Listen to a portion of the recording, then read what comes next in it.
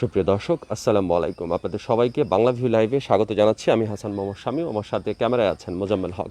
দর্শক, আমরা এই মুহূর্তে অবস্থান করছি সিলেটের ওসমানী নগরের দয়ামির এলাকার সোয়ারগাঁও গ্রামে। দর্শক, এই মুহূর্তে আপনাদেরকে যে খবরটি জানানোর জন্য আসলে লাইভে সংযুক্ত হয় সেটি হচ্ছে এখানে কিন্তু একজন শিক্ষিকাকে হত্যার ঘটনা ঘটেছে।